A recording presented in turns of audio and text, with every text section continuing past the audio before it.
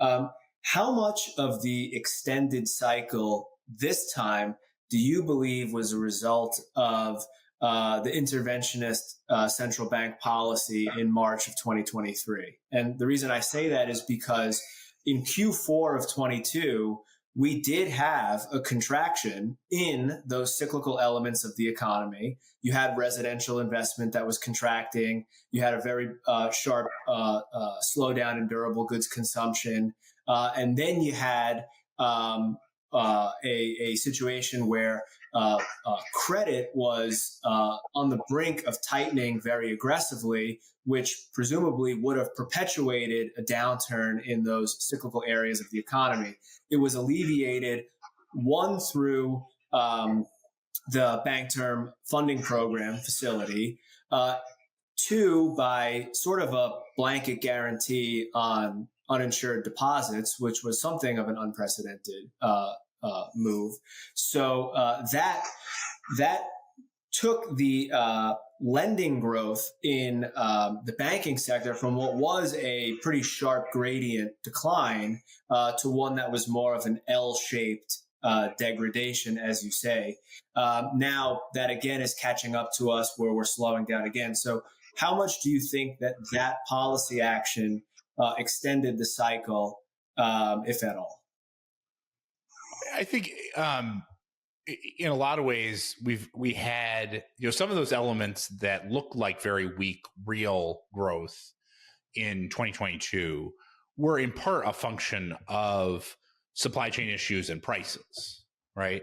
And we had, if you go back and look at the nominal growth story, then it was not that bad during that period. I mean, it stayed elevated and started to come down. Sorry for the funny lighting situation.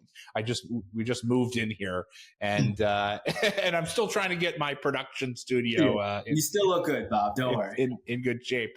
I think back in the 2022 period, we had a spike in inflation for sure. Part of that was because we had a big rise in input prices. Part of it was because we had the supply chain issues went on longer than people expected, right? And part of it was because, incomes were finally catching up with the elevated prices from before. And so you had this circumstance where there wasn't enough supply relative to the nominal demand that existed in that economy at the time, and essentially had to be resolved through price instead of production, because there literally wasn't any production.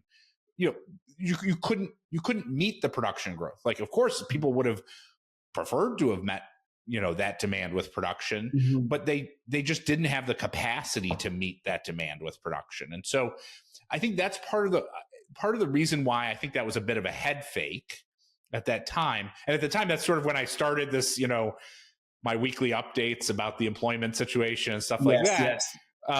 Which another I know you become famous for. You love. And the reason why I did it at the time was because I knew if you saw employment start to slow, right? So not just rationing the nominal demand with price, but starting to create layoffs, then that was going to be a signal that cycle that flowed back into weaker, the weaker real production cycle with weaker incomes was actually that flywheel was going to begin to slow down the economy. But we didn't really see the labor market slow too much. And instead we just saw high nominal income growth, high nominal spending, and high prices.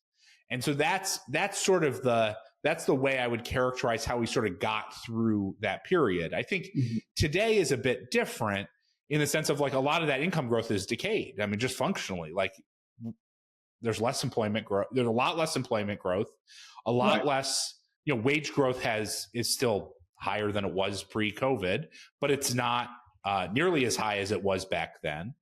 And you put those two things together, and we just have much less spending power that exists for households today, spending power growth, than existed back in that period. And so that's where this transition to slowing, slowing, but moderately growing is kind of where we are right now.